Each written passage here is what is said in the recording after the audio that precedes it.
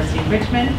Barbara and I were just talking, this is the start of my 4th year. I can't believe it. We met my first week here at Richmond, so I'm starting to feel like an old timer. And we're really glad, Troy laughs because he's been here longer than I have. I'm really glad that you're here today on such a beautiful day and as part of our alumni reunion weekend. And I hope that you find this program to be really worthwhile for you. I think that you will. The admissions staff has really put together a terrific program. You're going to hear from some wonderful experts throughout the course of the afternoon, admissions staff, guidance counselors, and then one of my colleagues who works in the communication office. And I think they all have great information to share with you. I also want to acknowledge that some of you can be resources to each other. Is there anyone who's already had a child go through the college admission process? Yes. So we have like 4 or 5.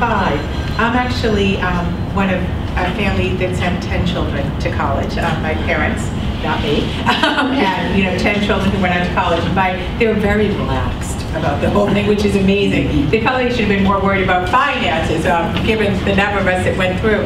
But we always joke that their tone in which they approached all of it really had an impact on the way in which we went through the process, and that by the end of it, they could probably have guided anyone through the college admission process anywhere. So take advantage of the expertise that you have in the room. We have a lot of parents in the room. We have a couple students who are here. We have more students who will be coming. And I think it's worth acknowledging that for those of us who graduated, whether it was 25 years ago, we have someone here from a 25th reunion, or I almost graduated from college 30 years ago, that things are different now than they were when we went through the college admission process. And I think most of us at that time looked at colleges that were close to our homes. We didn't go too far afield. I grew up in Massachusetts. I wasn't looking at Hawaii for school, although maybe I should have. And we applied to a small number of schools. And there was really only 1 or 2 ways to apply. You could have applied early decision as I did, or regular decision as most students did. There wasn't a lot of anxiety or stress about it. But now students can apply early decision. They can apply early action 1, early action 2, single binding, early decision, non-binding, early action, regular decision, rolling admission. It can be confusing and it can be overwhelming. And we recognize that. And that's part of what we're trying to do today, is to help make some sense of all of this for you. The other thing that's happening is that students are far more mobile than they were when I was going to college. Students, still the vast majority of students in this country go to college within 300 miles of their home.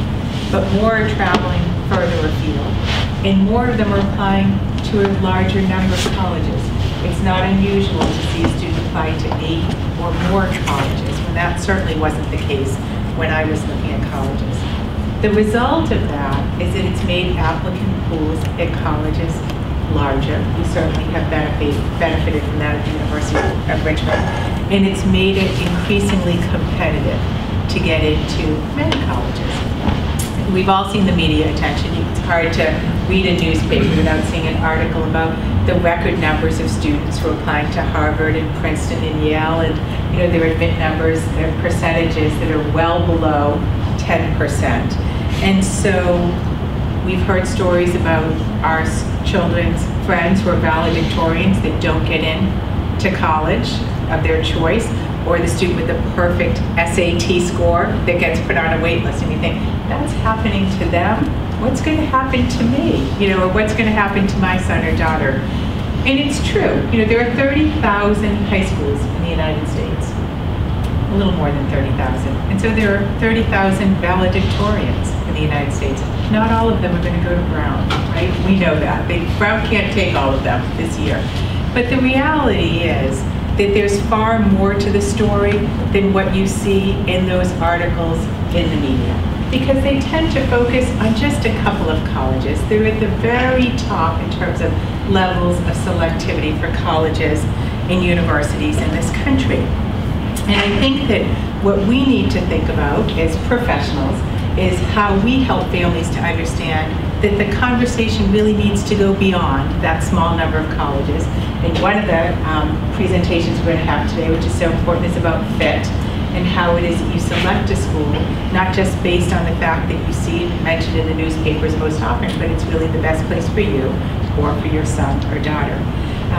one of the things that I think is interesting to know is that there are over 2,200 private four-year colleges in the United States, and that over 72% of them admit more than half of the students who apply for admission.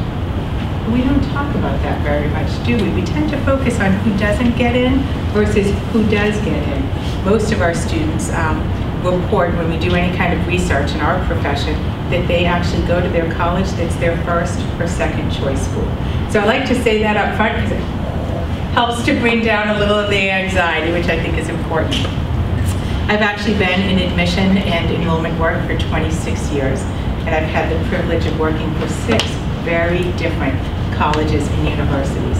I've loved every one of them. I could have seen myself at 5. The 6th one was an Institute of Technology, and coming out of high school, math and science wasn't necessarily my strongest background, so I didn't see myself directed towards the engineering field. But all of these schools I've loved, and I've loved the way they've defined themselves by their mission, their reason for being, and their ability to articulate that to prospective students and to help the right students find that institution, to find a place where they will fit well. And that mission that they use guides the way they approach their educational philosophy. So even at the Institute of Technology, where I said I don't quite see myself as a student there, I loved recruiting to find the right students who would be a marvelous fit for that place. One of the things that I think is important to think about is that colleges have priorities. And one of those priorities is shaping the first year class. And that is a responsibility of an admission office. And it's a responsibility that an admission staff takes very, very seriously. I was at a meeting this winter, I think it was January or February, where I saw a good colleague of mine who has a similar job at another institution. He is nearing retirement. So he was talking about the college admission process in the early 1960s when he was going to college. And his name is Bill, and he was saying that it was a much easier process then. It was simpler, it was a lot less complex, there was a lot less stress and anxiety in the process. And he said he can understand why students are frustrated today when 9 out of 10 don't get in to his alma mater. And it happens to be his alma mater where he's in charge of admission and financial aid. And so he acknowledged the frustration of that.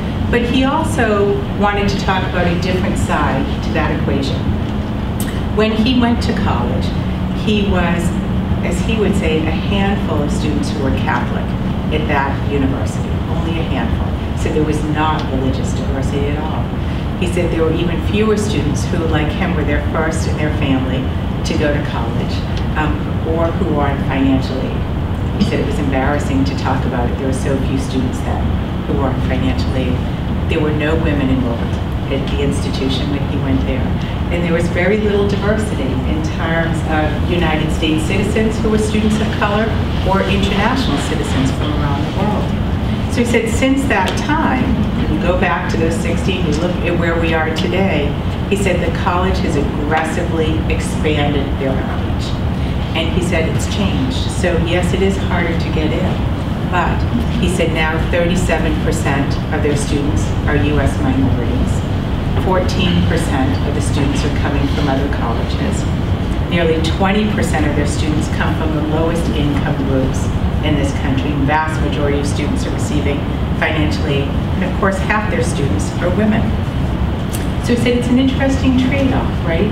He said it was easier and less stressful when you go back nearly 50 years ago when he was going through this process. It's harder to get in, but he said the experience for the students who do get in is far more interesting. He said because the students who sit around those tables in the classroom represent a much larger world than the world he was exposed to when he was 18 to 22. And he said that the students are growing and learning as a result of their peers who are part of that community. And so he said that's the trade-off. The other thing that they're doing is, he said, is more accurately representing the population of the United States today, which he said we weren't doing in the early 60s. The last piece that he recognizes, and I think that in my role I would share the same thought, is that we understand that even if there is a student who is not admitted to his institution or who is not admitted to the University of Richmond, we have great confidence that that student is going to be offered admission to another wonderful college or university and will have an equally rewarding experience there. So it's part of the way that our world has changed over time. One of the things that's also changed over time is college rankings. And you're going to see a great session later today. Anthony and Steve, who I just saw walk in a minute ago and must have stuck his head out, and then also Brian from College Relations are going to talk a lot about this topic. When each of you came in, I had you pull a piece of paper out of my basket. And some of you, if you took a look at that, the name of the college on that, I'm not going to ask any of you to say anything about an institution, but I first want you to raise your hand if you recognize the name of the college. Okay. For those of you who didn't recognize the name of the college, name some of those schools that you found on those lists. St. Olaf. St. Olaf, okay, great. McAllister. Where else? Stony Brook. SUNY Stony Brook, okay, part of the State University of New York. Any others? Reed. Reed, okay, in Oregon. Okay, great. Kalamazoo, Michigan, okay. Any others? Rensselaer. Some people call that RPI. It's a long one, so abbreviated like MIT, RPI. All right. So I pulled those names deliberately. They actually all have something in common. They are all ranked by U.S. News and World Report in the top 100 colleges in this country, either in the National Liberal Arts category or the National University category. So however you might feel about rankings, we're not going to get into that now because you'll do that later. These are institutions that are highly regarded, but here we are, and we don't necessarily know very much about them at all. And I also, when you first came in, you probably saw the backdrop where I had some college names going up, and then alumni, not always famous names, some were famous. You know, you saw Hillary Clinton, you recognize that name, but there were some other names up there that were probably less easily recognizable. But people who have made significant accomplishments that have benefited us in this country in all kinds of ways.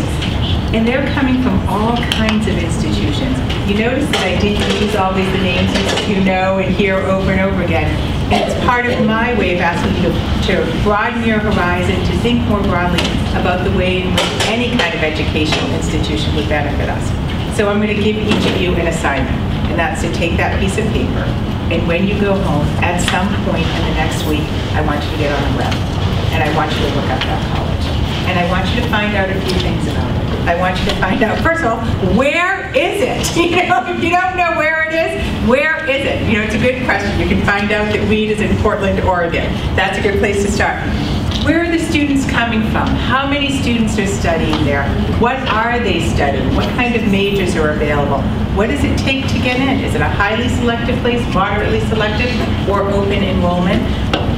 What are students saying about their experience? What is it that they're valuing at that institution?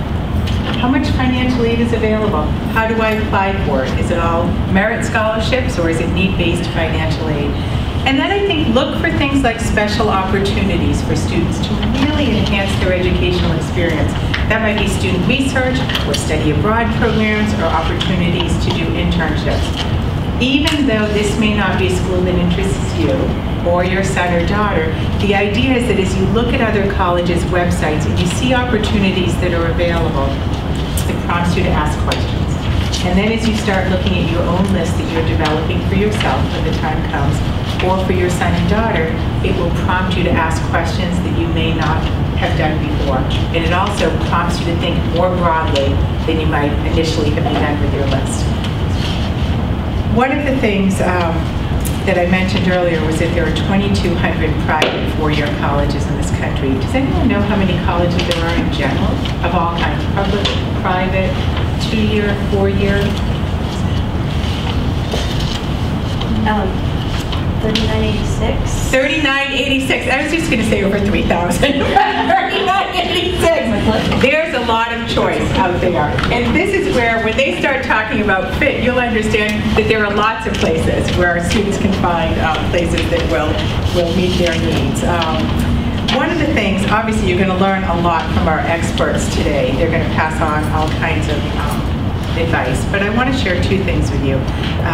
One is an observation that I've made over the years, and the second is just a piece of advice.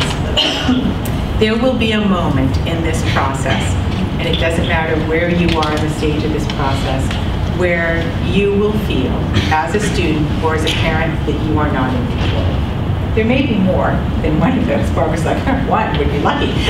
There may be more than that. But there are two really important points where you are completely in control, and I want you to remember this. The first is when the student makes a decision about where to apply. And the second is when the student makes a decision about where to enroll. At that point, you are in complete control. I am on pins and needles, right? So it's always, the president always jokes with me from about April 15th to May 2nd. He recognizes the stress that I'm under is if you've extended X number of offers and we're waiting for students to say yes, I want to come to Richmond. It's important to remember that each of us have different roles in this process. And there are points when you are in charge, you are in control. And I want you to remember that. It's very empowering, I think, for students in particular. The second is a piece of advice I would give. I think so often when we talk about the college selection process, we focus all our attention on getting in. That actually isn't what is important at all. What's really important is the experience that a student has once they're at college. I would say this is a journey, not a destination. Getting to college is the beginning of what's really important. What happens in the next 4 years, the way in which the student engages in that experience, the highs and the lows, really very important. And it's just something that you'll treasure, those particular 4 years. When I started speaking earlier, I was really talking about some of the changes that we've seen in the last 25 years that I've been in this profession. But there are some things that also haven't changed, and I think that's important to recognize. I believe that when I was looking at college in 1978, I made a good decision, and so did my friends. I think students are still making good decisions today, and I think that that's important to remember. They have good experiences in colleges, they make good relationships. Sometimes they make some bad decisions and they learn from them, and those are also empowering for students. Very important to think about. I also want to mention that I think all of you met Maria Cedeno when you came in. She is a wonderful resource in our admission office, and she's here to help you with questions that you have today or in the future, whether it's about the University of Richmond or whether it's about other institutions. Sometimes it's nice to have a sounding board about a question you have somewhere else and how should I approach it, but I'm nervous about starting that. Maria will be happy to help you. We're obviously all here to help.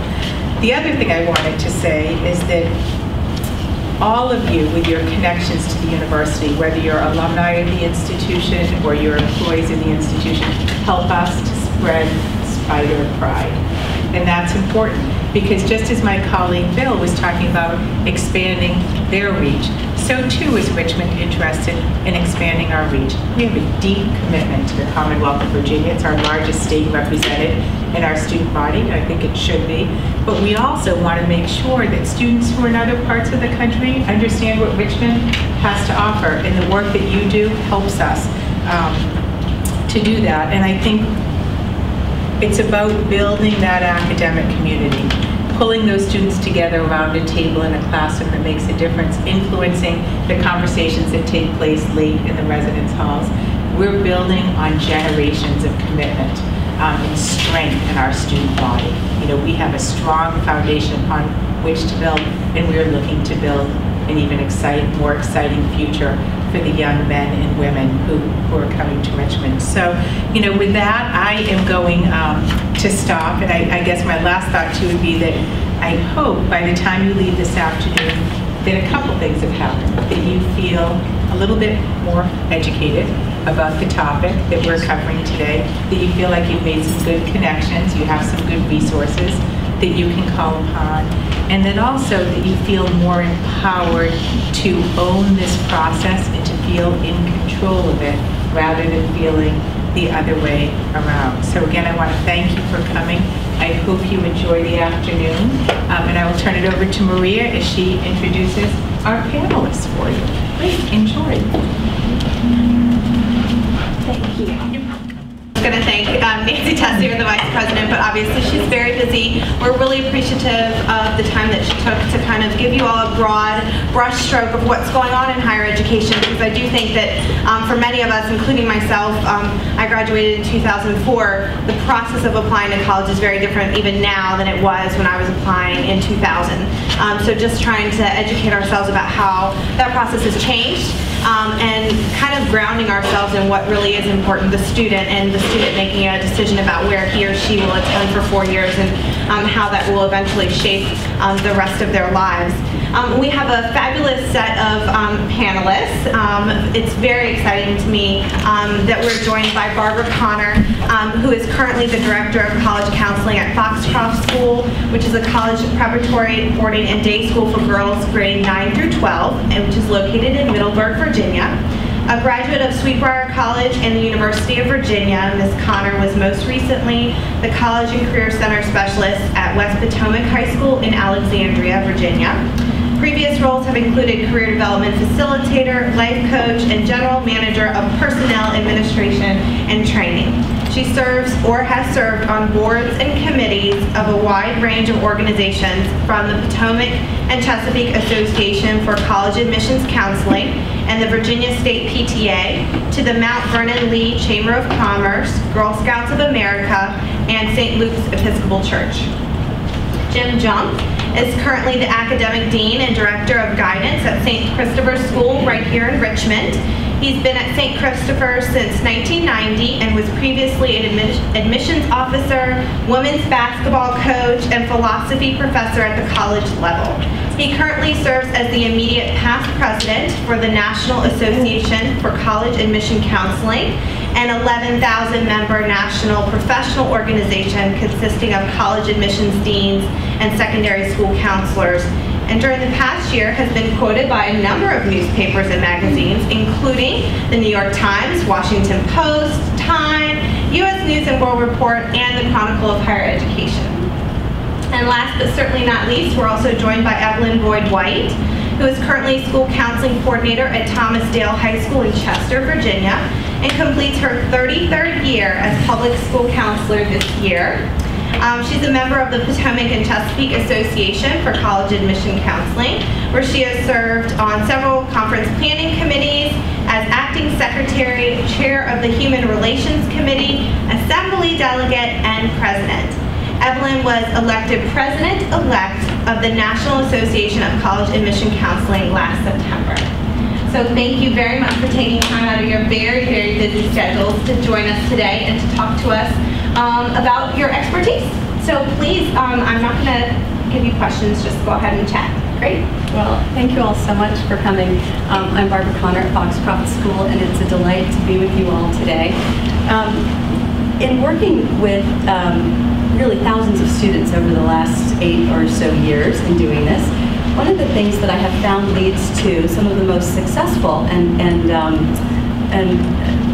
heartwarming college searches is really when the student begins with himself. And what I mean is, most people actually start somewhere else. And let me just kind of imagine, if you will, play this little game with me, that we've got the map of the United States up here showing almost 4,000 colleges. Some students start a college search like this, and they'll say, well, you know, my dad went to Virginia Tech, so I'm totally applying there. And my neighbor's boyfriend's wife's sister went to Reed up in Oregon and had a great experience, so I totally need to apply there.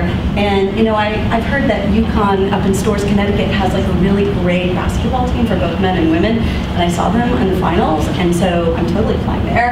And you know what? I'm only going to go through this process once, so I'm going to send applications to Harvard and Yale and Cornell and Brown and Dartmouth because, hey, you just never know, right? This could be my year. So I think that's my list. Yeah, those are the schools that I'm applying to, okay? As flippant as that sounds, you might be surprised to see how many students actually begin their college search like that. And this is not, I don't know if she's still in the room, I think it's a fabulous idea when parents and families and friends talk with students about their college experiences. I think it's a great reason to look at a school. I think it's a lousy reason to say, I just made my short list based on 4 discussions I had with these people, and that's the end of my research. Okay? So the fact that you're here, the fact that you've come back to UR, says a lot about your relationship with the university, with the experiences you had while you were here. Those are things that are phenomenally important to you, to your families, and to your child's search. And I think those are great reasons to look at a school. Okay? That's the beginning piece of research. But the very beginning research is something that I call know thyself. So when I meet with my students every year, I'm very fortunate to work in a fairly small community now. I actually teach a class every single day of the spring semester called Junior College Seminar.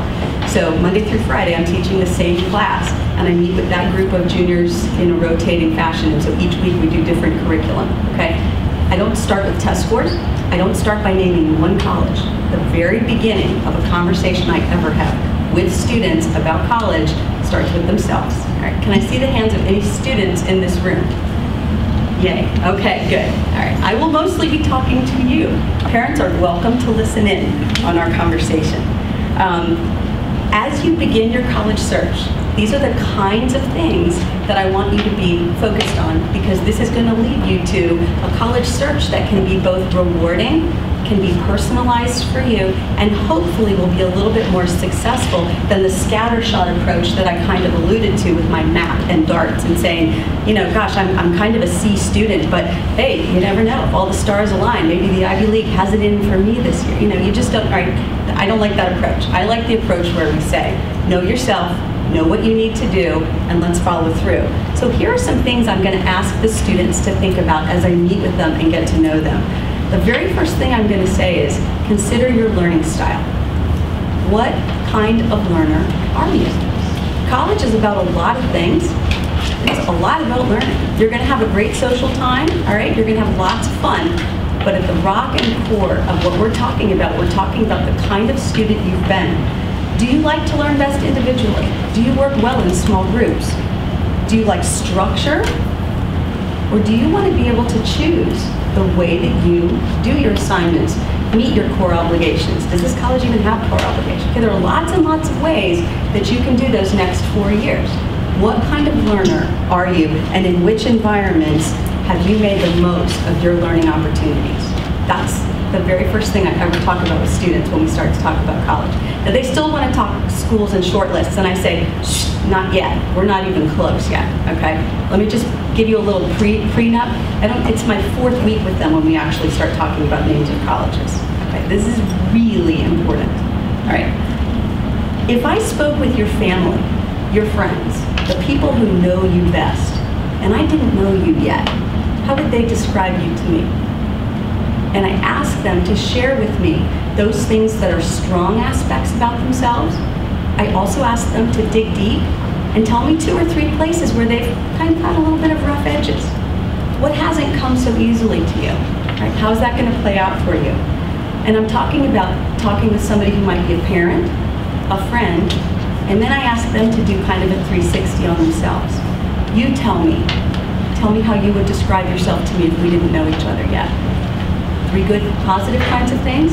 Try to think of 1 or 2 or 3 edges, rough edges, where you can tell me, what are you still working on with yourself? What does not come as easily?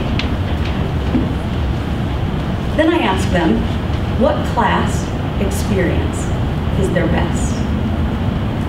And I'm not talking about your favorite subject here.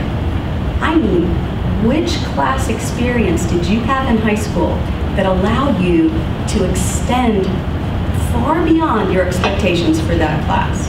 What was it about the way the teacher presented the material allowed you to work in groups or individually, or allowed you to explore things on your own? Maybe the teacher was incredibly structured and you really respond to that.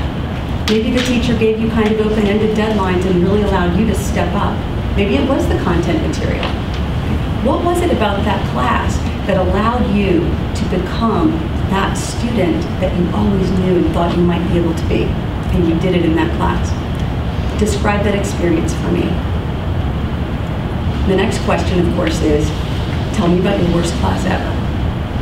What was it about the way the class was structured, the way the teacher presented material, the content? Tell me something about this class that did not work for you. The reason I'm asking all these questions is that if you know as a student who you are and where your strengths are, and also if you know those things that are a little bit rougher for you, we as your directors and your college counselors can help maximize those opportunities for you, because there are 4,000 colleges out there and they're all different. Every single campus has a different personality. Once you go to 2 or 3, you'll begin to really see that for yourselves, okay? What we want to be able to do is maximize those opportunities. When you think about the types of activities you participated in high school, academics, clubs, athletics, community service, which of those things are you planning to continue in college, and why? I talked with my students about 2 things, 2 I's, I call it the 2 I's, impact and involvement. And what I mean by that is, it's not enough to list 25 or 30 clubs that you're kind of a member of. Some of you in the room are in my generation, and Nancy and I were applying to colleges about the same time, and that used to be the thing. Tell them you're an involved kind of kid, list 25 clubs, they'll let you into college, because involvement meant something different then, right? That strategy will kill a kid today. What they need to know and what they want to know is that you've been invested, involved, and impactful with 2 or 3 things that are meaningful to you. And when I say impact and involvement, I mean, how involved were you? What impact did you have on that team, that organization, that nonprofit? And more important, what impact did that have on you as a person? And how can you take that forward? That's the meat and heart, and this is a lot of pre-work that I require of my students, because knowing the kinds of things that we've just talked about in the last 5 minutes can make an enormous difference in what happens next in the college process. And I'm going to toss this nicely over to Jim. Oh, thank you. And we'll have some Q&A at the end. I'm going to change my plan here. I was actually start with a quiz to see if you know how many colleges there were, but we've already heard. But the numbers are it's interesting because the numbers are vastly different than the numbers that I have seen before. So we'll accept that all those. I mean, you said there are 3,986. I can't name more than 3,973. So. I love it. But anyway, however many there are. All right, let's assume that Nancy's right, that there are 2,200 private college, 4-year colleges, and you decide, I want to do a thorough college search, and I'm going to spend a weekend looking at each one of them. If you did that, you would be going to college about the same time as your grandchildren, because it would take you 44 years if you did 50 weeks a year and took 2 weeks off. You can't visit every place. Therefore, you've got to come up with a plan. And that's where this notion of fit comes in. And there are 2 components to fit, and one is the component that Barbara talked about, which is knowing yourself. And I think that is how the college process has to start. The college process is ultimately a journey of self-discovery.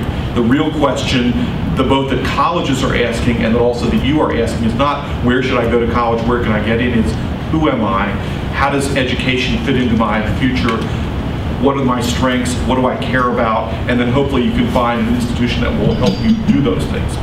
Every one of those institutions, however many there are, is right for somebody, and every one of them is wrong for somebody. What makes them right or wrong is not so much the institution as the fit, the word we're using as this panel, the fit between your needs and expectations and the culture and personality of the college. Barbara's talked about some of the questions you asked, some of those self-evaluation questions you asked. I think the other side is, how do you judge the culture and personality of a school? You want to pick a place that is going to challenge you, that's going to support you, that's going to allow you to grow and develop to become your true self. That's what college is all about. It is, Nancy talked about it being a journey rather than a destination. I see it as being an experience rather than a name brand. It is not where you go, it is what you do wherever you go that determines your success. Now that's a fairly radical concept, even though it makes a lot of sense. I was quoted, they talked about me being quoted in the New York Times. One of those quotes came over talking about the importance of college as an experience, and Jock Steinberg, who's the reporter for the Times who covers college admission issues, wrote a great book several years ago called The Gatekeepers. He put in his blog, wow, what a radical concept. You know, students and parents ought to remember that, and so should journalists. So yeah, college is an experience. So what kind of place is going to give you that good experience. I also think it's hard to judge culture and personality of colleges because they all sound alike, and the way they market themselves is very similar. There's a new book that came out earlier this spring called Crazy You. It's written by a journalist, Andrew Ferguson, who chronicles taking his son through the college process.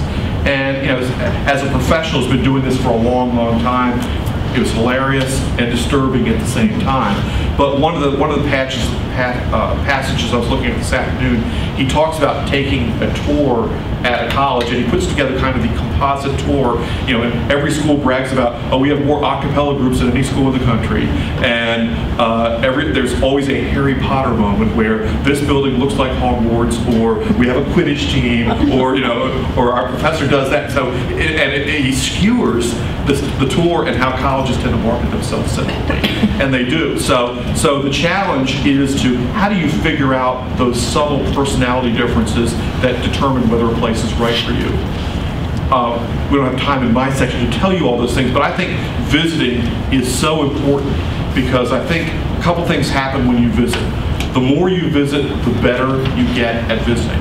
The better you get at seeing that, I will tell you, years ago, I vaguely remember this, when I looked at colleges, I fell in love with the first place I visited. It was where I ultimately went. It was ultimately a good place for me. But it wasn't until years later that I realized I didn't fall in love with that school. I fell in love with the idea of college. Had I done more looking, I would have realized, oh, there are lots of places that have the same benefits I see where I went. But there are also things that make a place unique. So the more you visit, the better you're going to get at knowing what it is that you care about and what's important to you.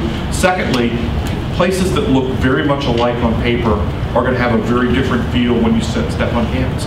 You may not be able to identify why that is, but I think it's important to pay attention to your gut feelings, asking, what is it really telling me? And that's the question I ask my students constantly when they come back from a place. Oh, I really liked it, or I didn't like it. Why? What do you think that's telling you? What are you reacting to? Because I think there is that analytical piece to it also. I think one place I would start, I think choosing a college at its most simple level is choosing a place to live for the next 4 years. And so one of the things I talk to my students about is thinking about the components of your lifestyle that are important to you. What are the things that make you happy? And a couple that people tend to downplay, but that I think are relevant is, climate is one of those. If you're someone who hates cold weather, you don't want to go to college in Minnesota or upstate New York where I grew up in high school because it stops snowing about the time that school ends. So if you're thinking about what's important to you, that's significant. Another one is food. For most college students, food is very important. Therefore, you ought to at least have an idea of what you're getting yourself into, both in terms of living arrangements and food. So think about what's important to your life still, picking a college as a place to live. Then the other piece I want to touch on very briefly is what I would call the importance of academic fit. And Barbara talked about kind of judging how do you learn, what's important to you. I think academic fit is something that people don't think about enough. I had a student several years ago, graduated and went to a fairly prestigious Southern school, came back after his freshman year, and he said, I realize now that the only thing I didn't think about when choosing colleges was academics. Now, he was bright, and I think he was right. But that's an incredibly important thing. I think there's a group of myths about the college process that I describe as suburban legends. Like urban legends, they sound true. You know somebody who supposedly did it, and it usually has to do with side doorways of getting in.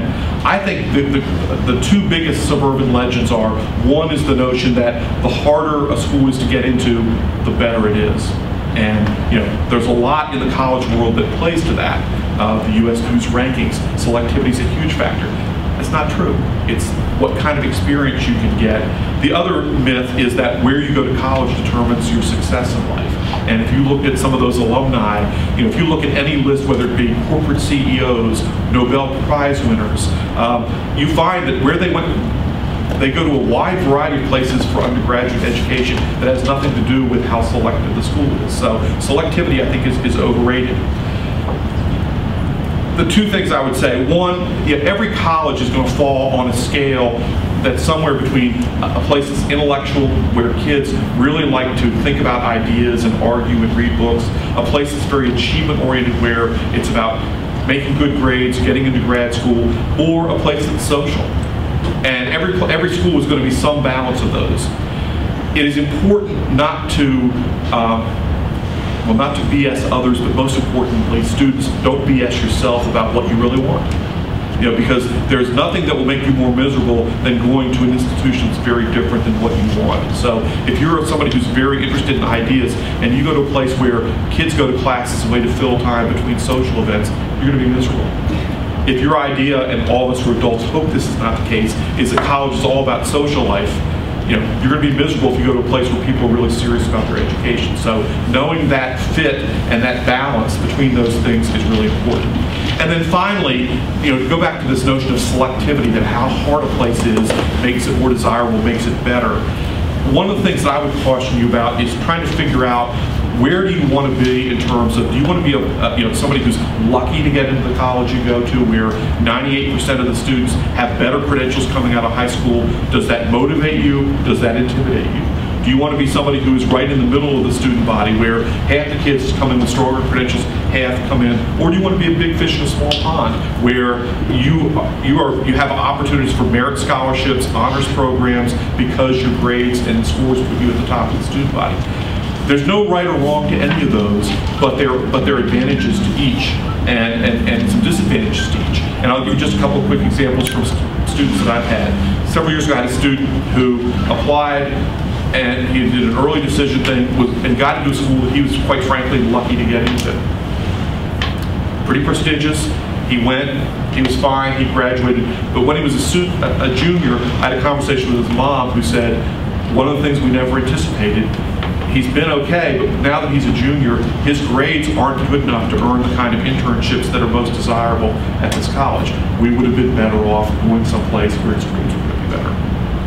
Along similar lines, I had a student who went to a very prestigious school. He's now in law school.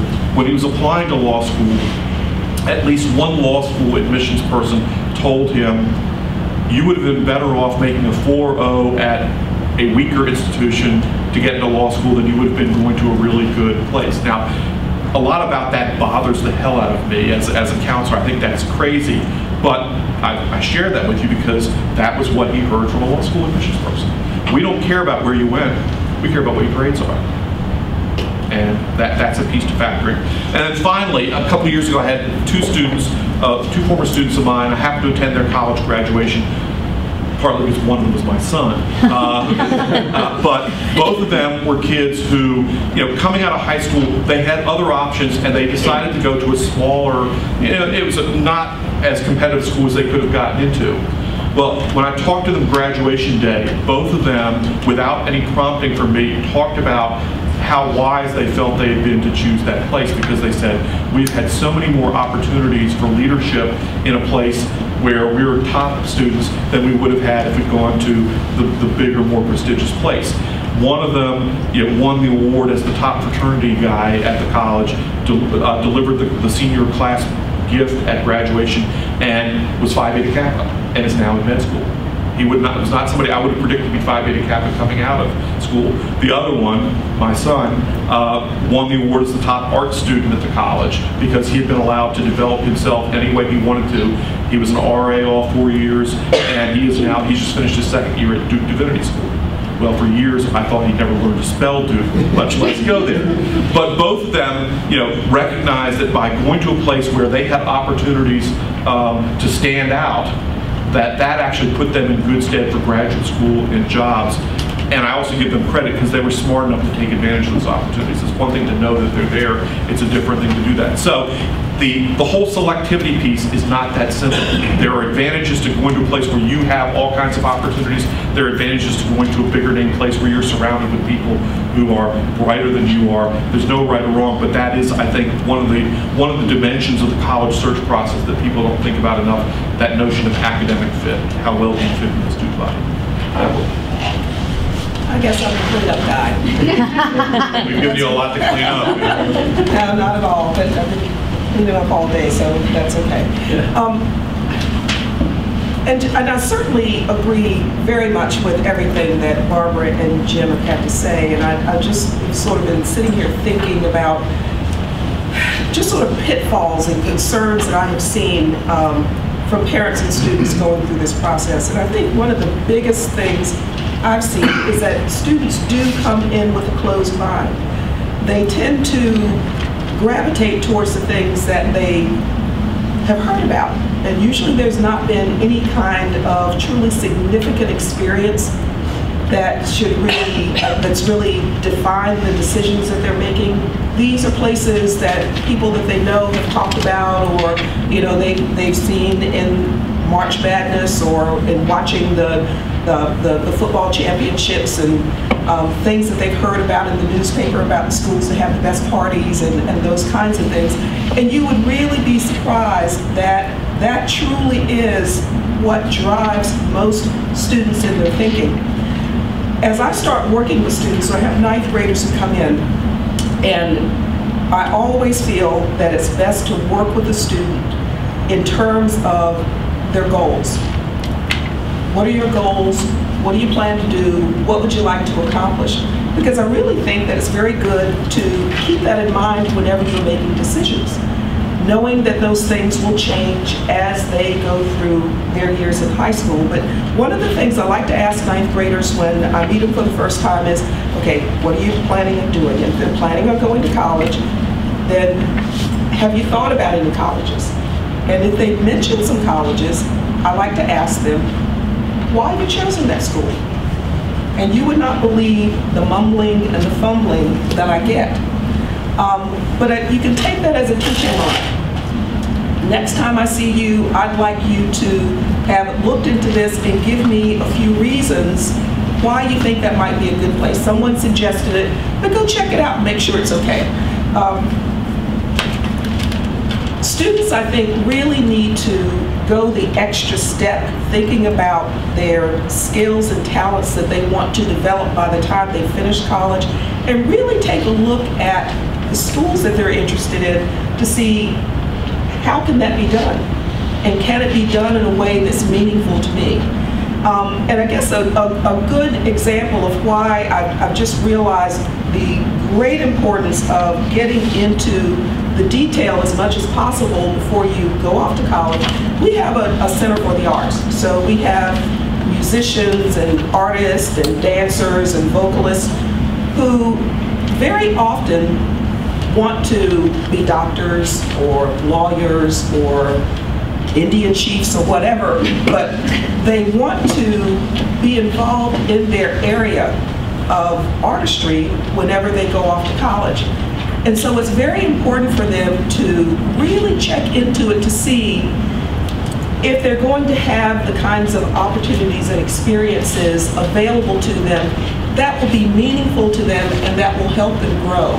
And I have seen a lot of lists change once students have really started taking a look at what's actually available on this campus, and then doing something that I think is very important. And I think this is a really good way to get some very valuable information. And that is to talk to students who are currently at the school or not that far departed from the school. But you want to talk to people who have been successful and happy in their environment. Because if you talk to people who have not been, yes, you're going to learn some maybe important things, but you're not really going to get the best true picture of what you should look into and how things really are at the school. If you talk to people who were happy and satisfied, yeah, they're probably going to point out a few pitfalls that you might watch out for, but I think you get much more valuable information. And it's amazing how in this day and time, we tend to gravitate towards the negative rather than the positive. So be careful who you're getting your information from. It's always good to talk to people who have lived through the experience, but you really need to consider their experience and whether or not they're giving you just a well-grounded picture of what's going on at the school. The other thing that students do is that they sometimes get into places and it's too narrow a place. Most of the students who say that they want to major in a particular thing change their mind several times before they actually have to declare the major. You want to make sure that you've chosen a place or you've looked into places that offer some flexibility so that you don't have to leave or transfer or start losing credits. It takes more time, takes more money. The other thing that I want to mention that a lot of students get into, they just eliminate places because of cost right from the very beginning. And that's really troublesome to me, because what they're not realizing is that a lot of times you can go to a private school a lot more cheaply than you can go to the public school that you think costs a lot less money. And those are just some of the things that I see that parents and students do at the front end of their thinking. They eliminate some really good opportunities and possibly end up in places that are not as enriching and fulfilling as they would be if they sort of went about it a different way. Something was mentioned when we first started in here, and that was about the mission of the school. Generally, when you ask a student, what's the mission of the school you're interested in, they're not going to know. But that's a very good question to ask, and once you've asked that question, you want to see how the school goes about meeting that mission. And then you're going to compare all that information to your needs, interests, to help determine whether or not the school is a good fit. And with that, I think I've said enough. Thank you.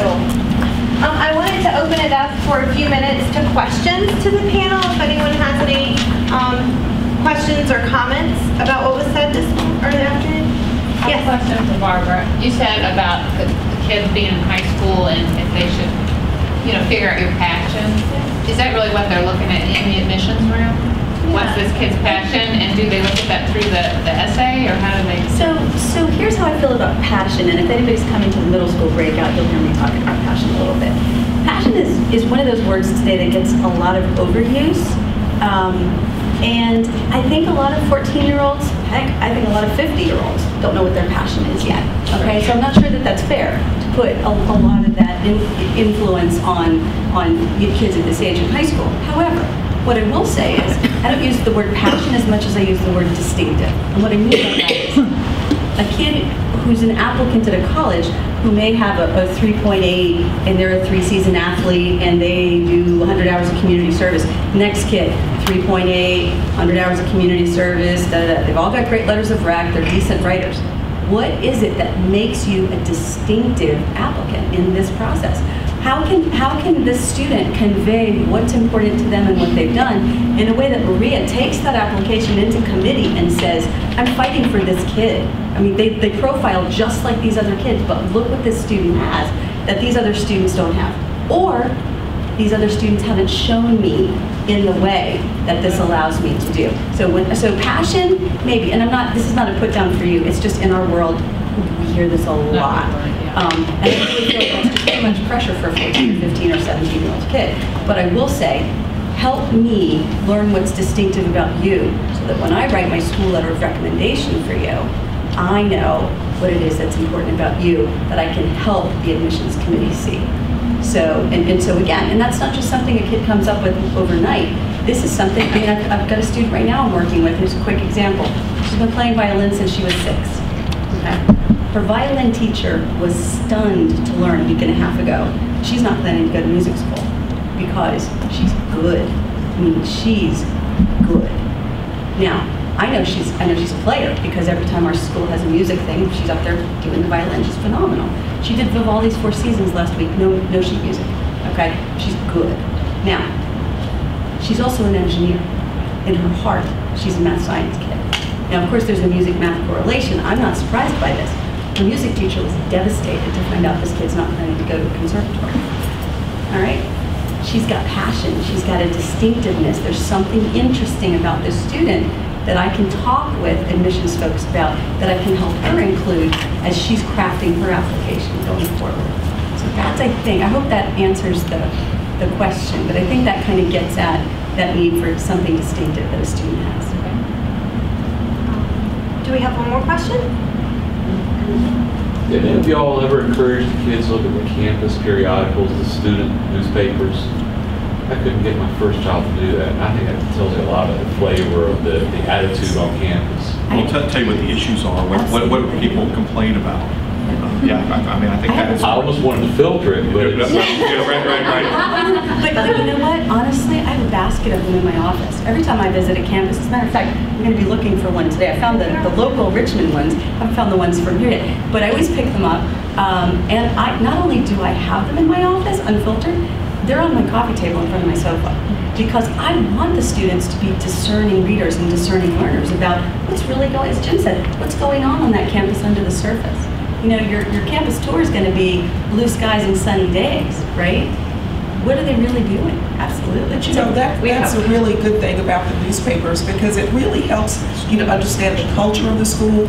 So much so that one of the things I like to do at my school when new students are coming in, I like to give them copies of our nightly news throughout the year, because then they can see the kinds of things that students at my school are concerned about, upset about, kinds of things that are going on. I think that's a wonderful tool, and it is something that we do use. And I think we had a question in the back. Do you have a question? Okay, this is for any of you guys, but how do you figure out like what you want your path to be like over a course of 4 years in high school? Do you like follow your passion, or like what do you figure helps you decide the most? Well, I would say in my situation, there's a certain curriculum that you must meet if you want to receive the diploma, so that you have to do. But then in the courses where you have a choice, if you're not sure, it's really good just to do some sampling, to just find something that really strikes your interest. And then once you've done that, then you can pursue more advanced courses at that level. It's really neat to see a ninth grader come in and maybe they had a choice of 2 electives, and say maybe one of them they chose was journalism, and they got into it and really discovered that they liked it. And then they found out from that, you know, I could get into working with the yearbook, and from that they found out about graphic arts and discovered that that was really something that they truly loved. And I use that example because I have a student who actually has kind of found his way that way and is making lots of money and is very, very happy at this point. He's been out of college now for about 10 years. Yeah, I would say you start with core academic classes, because you know most colleges, they're academic. They're going to want to see you've taken English, math, science, history, foreign language. So that's your starting point. Then you figure out what can I add on top of that. You know, is there something that I'm interested in beyond that, or do I really need to focus on those? But I also think that, and you don't have to know this right away. I would say by the time you're a junior in high school, you should start to have some sense, I'm really good at these things, and I really like these things. And that should be true both academically and non-academically. And those things, the things that you care about, that will tell you that'll help you determine your path. What grade are you in now, sweetie? I'm going into ninth grade. Excellent. Okay, so I'm going to ask you a question. Thinking about your middle school years, what was that class that you had that you never looked at the clock for?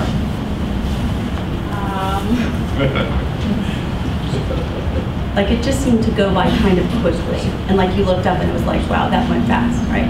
Think about those classes that you had. That may not happen in middle school. Where it was, no. But you know, sometimes you're in that class and it feels like you're in there for about a week and a half, because it's like, oh my gosh, only 2 minutes have gone by. I'm gonna be here forever, okay? Think about the places in your life where the rough edges don't rub you the wrong way. You know, what is smooth for you? What's fun? What would you love to do if I gave you 4 hours on a Saturday and all the money you needed to be able to do whatever that thing is? Okay? Those are the kinds of things we want you to take advantage of and figure out, what does my school offer? What can I do outside of school? Where do I want to spend my time? Okay? And you'll find those places that really allow you to really become that person that you already are becoming today. I want to thank our panelists. Thank you very much, Barbara, Jim, and Evelyn. Either way. And we're going to introduce our next set of speakers. If anybody wants any fruit or cheese or anything, please, we have so much of it. Please take a moment, go back there, grab yourself a soda to refresh yourself, a snack while we do our little switch up here. Thank you all. My name is Steve Wilborn. I'm the Senior Associate Director here. It's good to see alumni back and faculty and staff and students.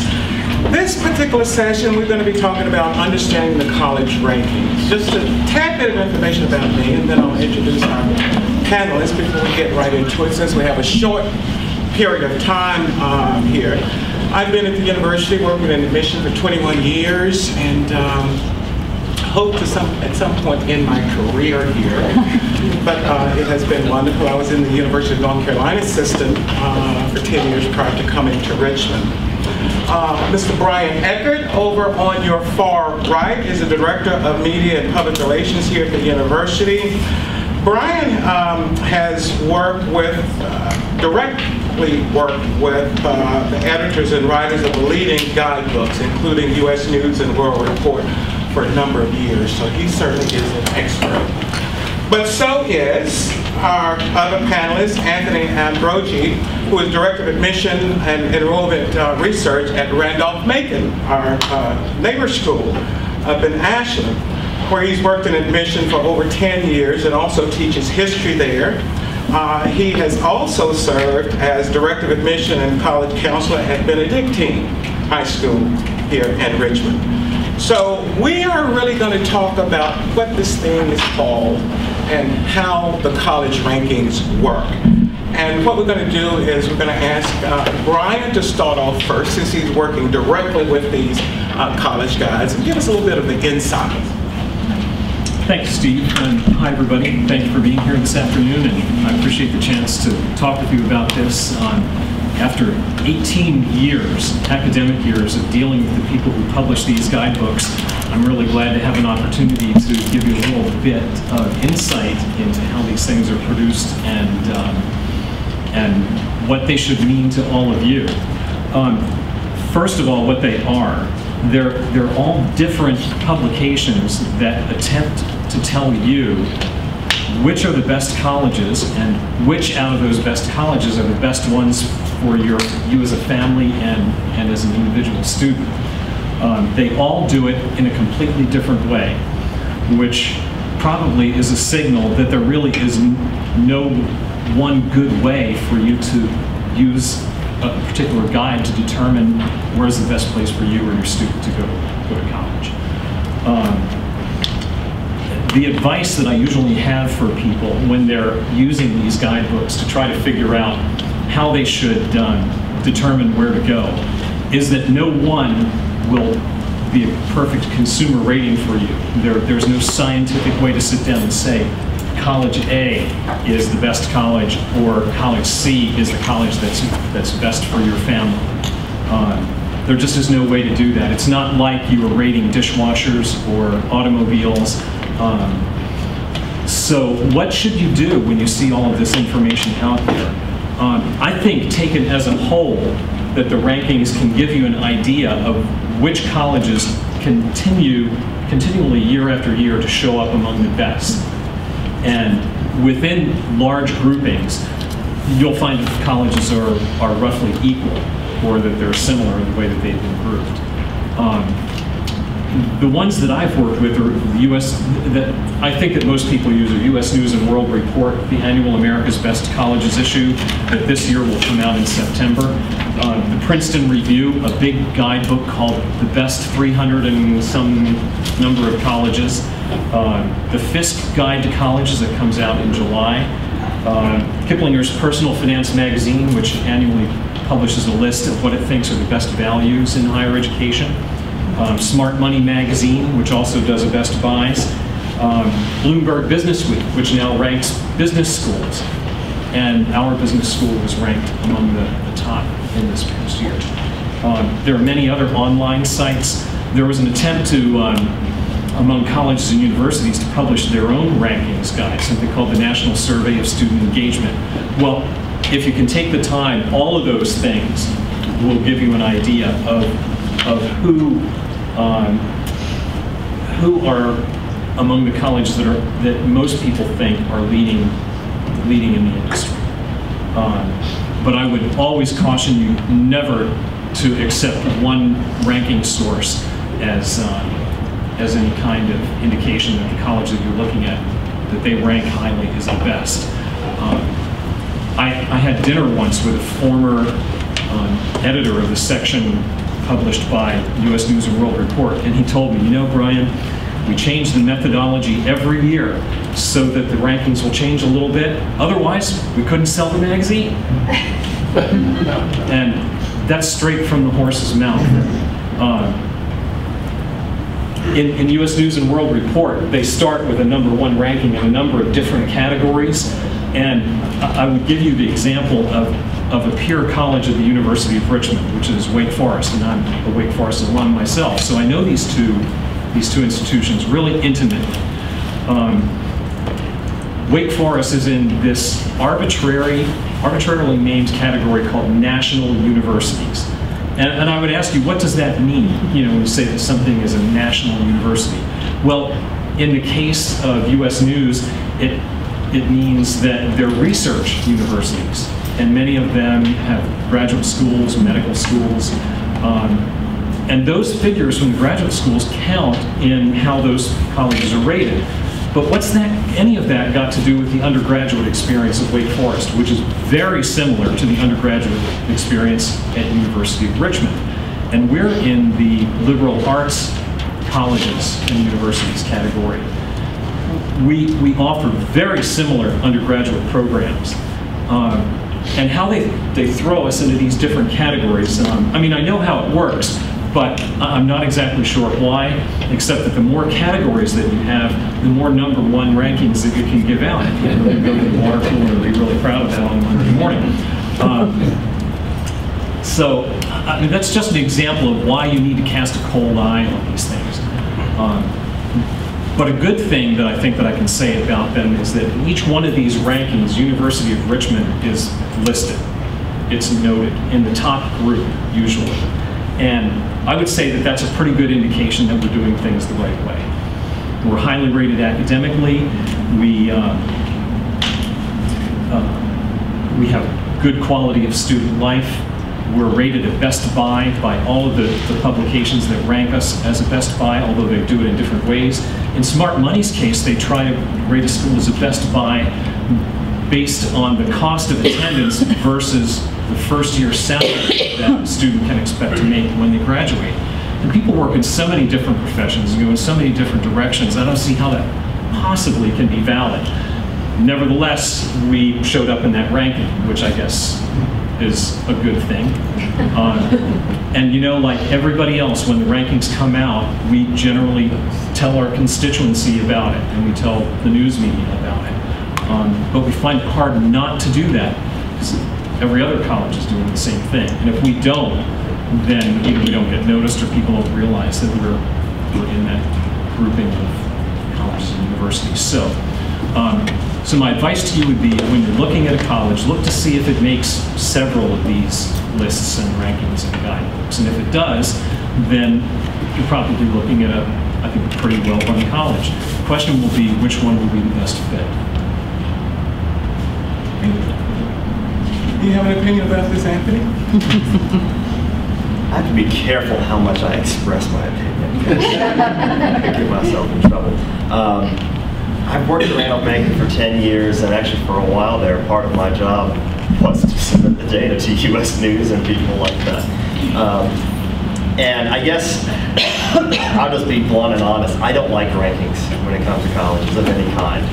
I'll pick on U.S. News in particular just because they're the most popular one. I just don't like them.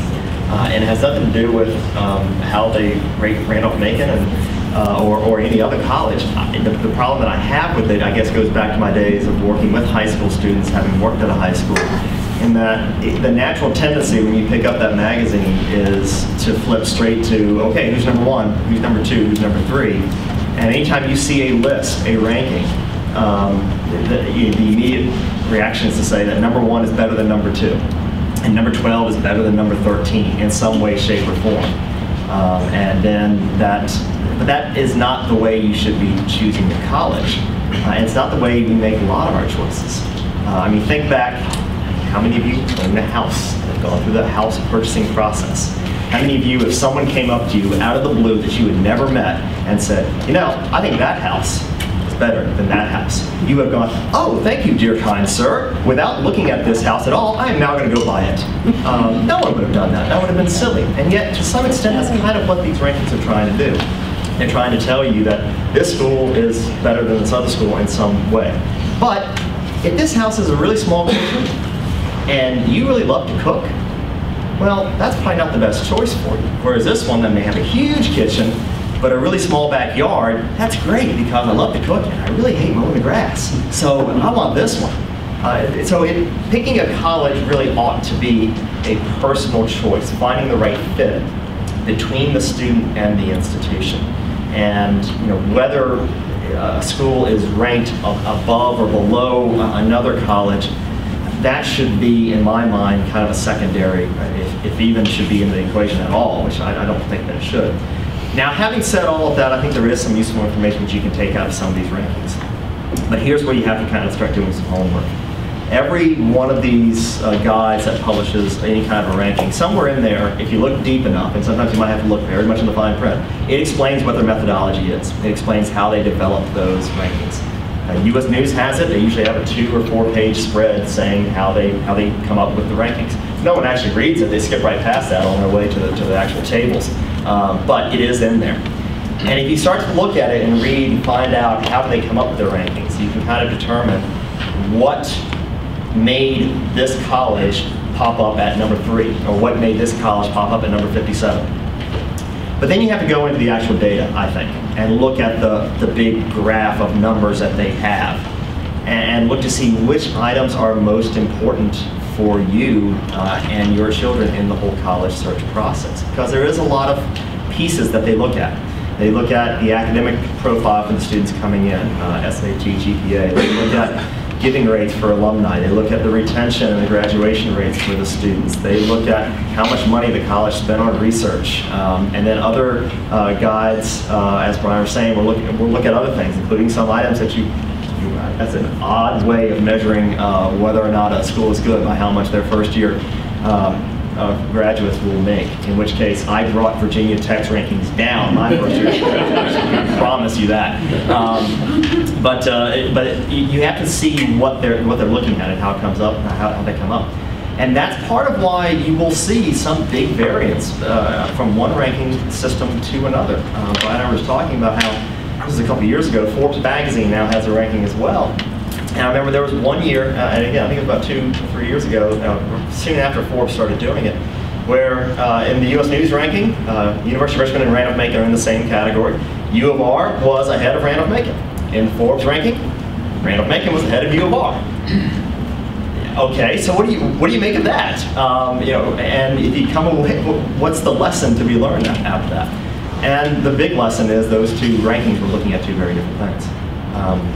I think also it's important to think about what is actually being considered. Again, I'm going to pick on US News for just a moment. One big thing that they're looking at is what do the students look like coming in? What GPA do they have out of high school? What SAT scores do they have out of high school? That doesn't tell you much about what the institution is doing for your sons and daughters during the 4 years that they have them there. When you look at some other variables, such as the retention rates or graduation rates, and maybe how much they earn in their first year out of school, although I think that's a little bit bogus too. But there are some other measures that we'll talk a little bit more about what the college does for a student in the time that they have them. But there are plenty of measures that really just say what kind of student, what they were in high school, and that really doesn't say much about what the college or the university is doing. It just says what their high schools did before that. So there's the outcomes versus inputs. And I think it's important to kind of look at that and see what makes the most sense to be judging a school on. But the biggest thing I think really is to be thinking about the fit from one school to another. Having worked with high school students and worked at the college level long enough, I've kind of come to the conclusion that most colleges, when you walk into their classrooms, a lot of the textbooks are similar. The topics are very similar. And as far as that aspect of the educational experience, there's a whole lot of difference from a very small college to a very, very large research nationally known institution. The difference is the actual experience that you get on one college versus another. And the experiences can be very, very different. And that doesn't mean that one experience is better than another. I went to Virginia Tech for my undergraduate years, very large state institution. I went here for my graduate school, and now I work at Randolph-Macon College. I've been to 3 very different schools. I can't say that one experience is better than another. What I can say is there are some students who would do very well at a small school and not do well at a big school. And other students, the exact opposite would be true. They would hate being at a small school, but would love being at a big school. And whether a school is ranked high or low, that's not going to change how well that student's going to fit with that particular institution. That really has to be the big key.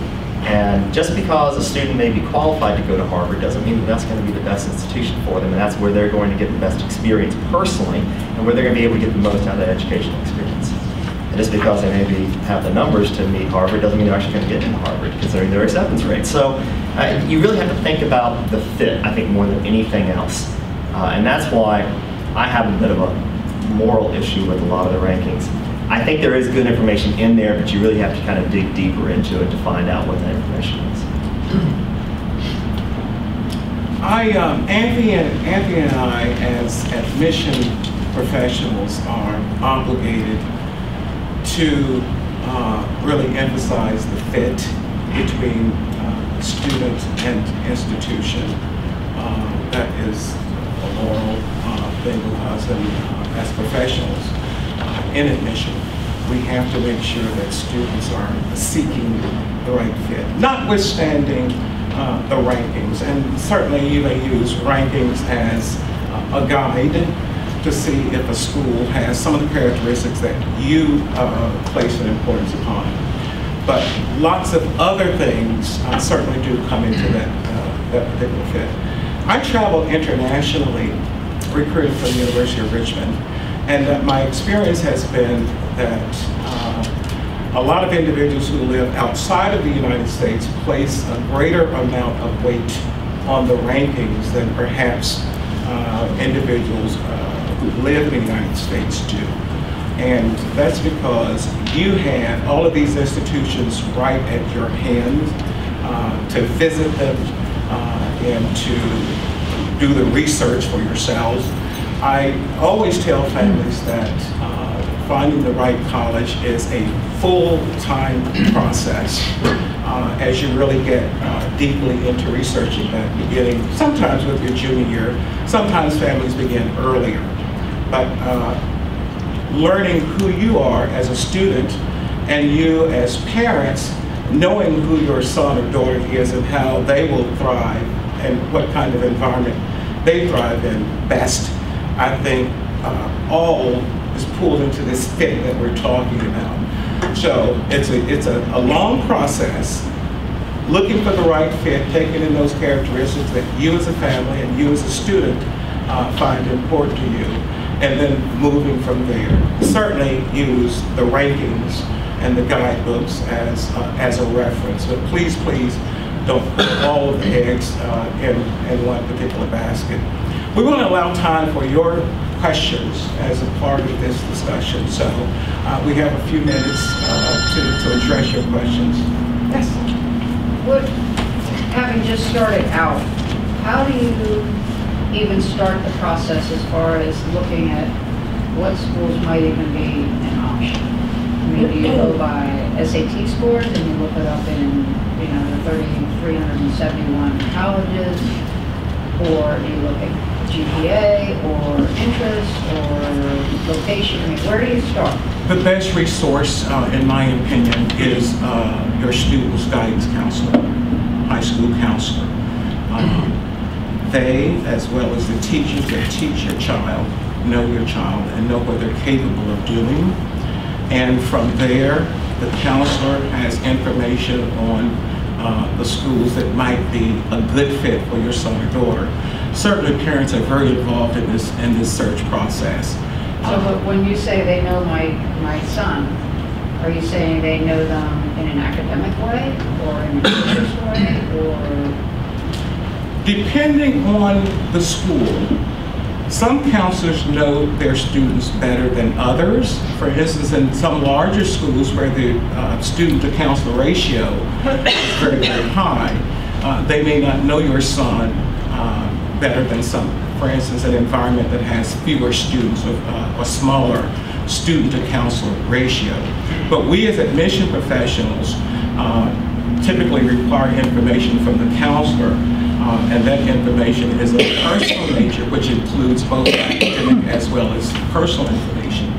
So I would certainly hope that the counselor would know your son, because they are the individuals who are supposed to help guide the students initially in their college search.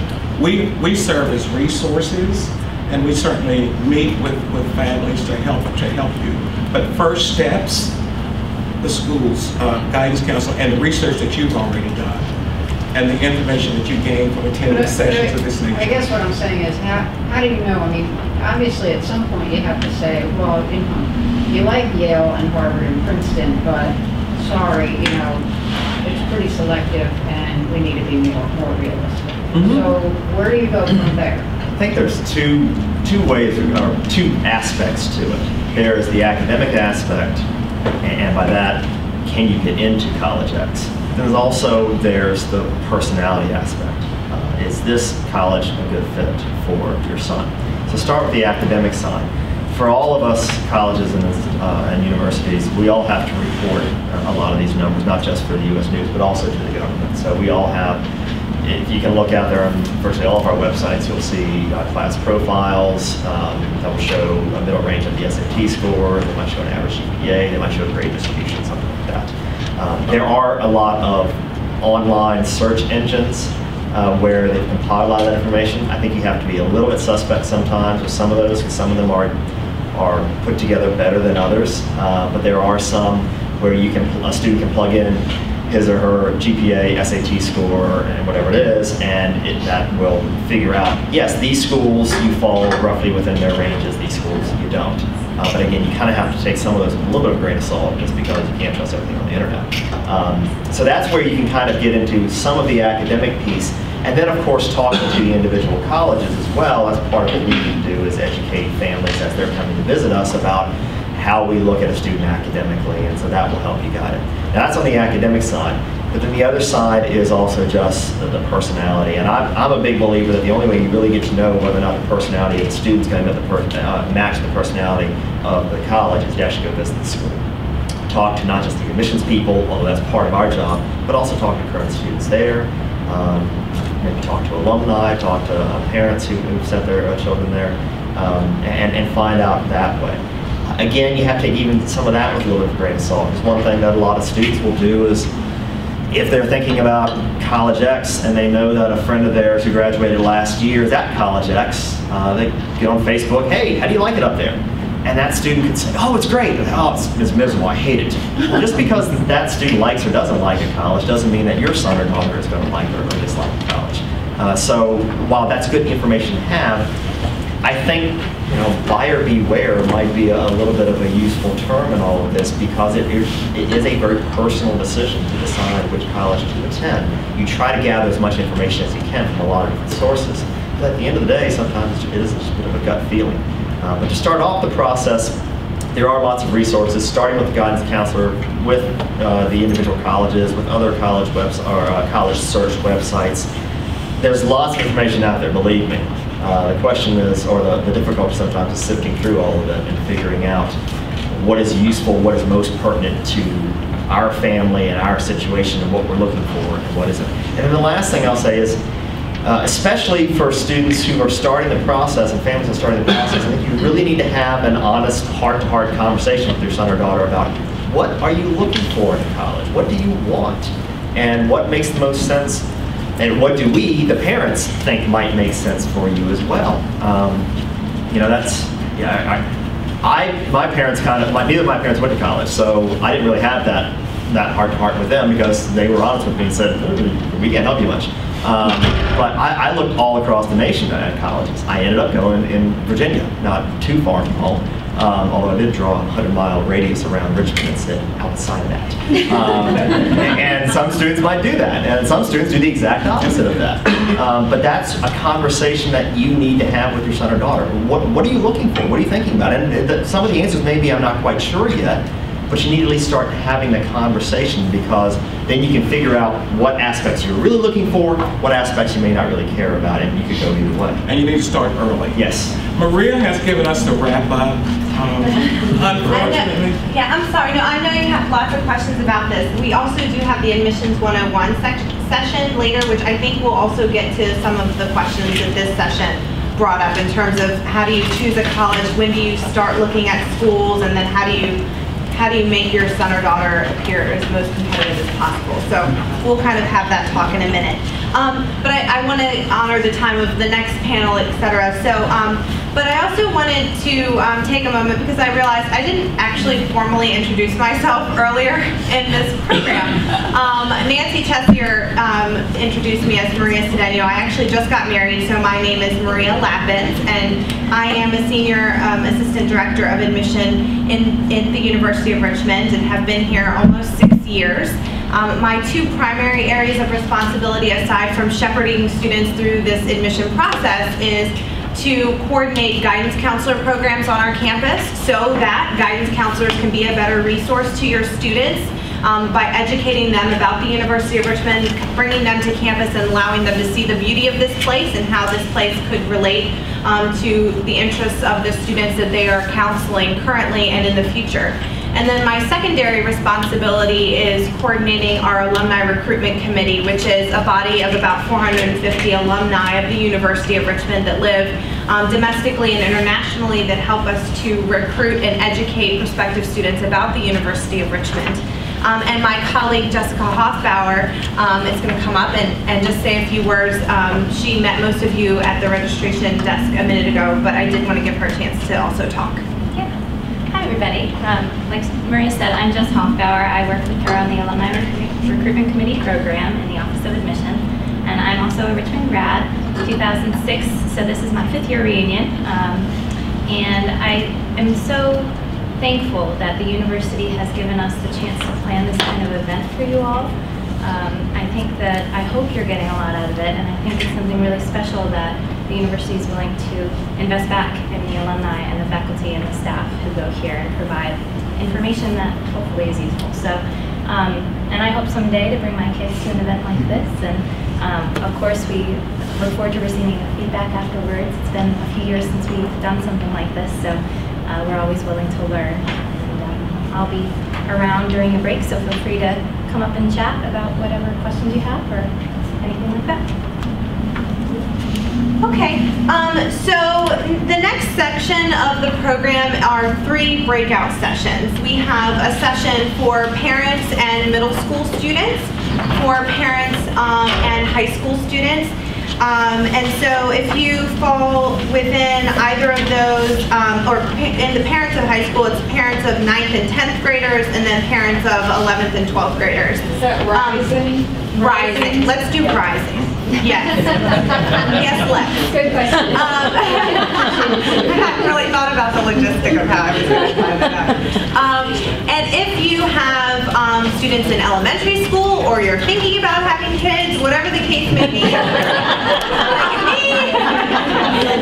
you can obviously go to the middle school section or the high school section, depending on your interest.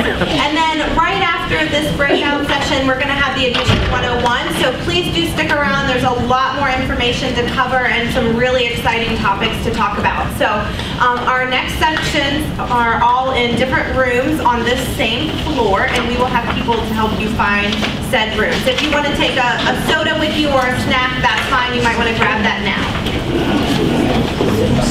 We lost our break. And if you all That's okay.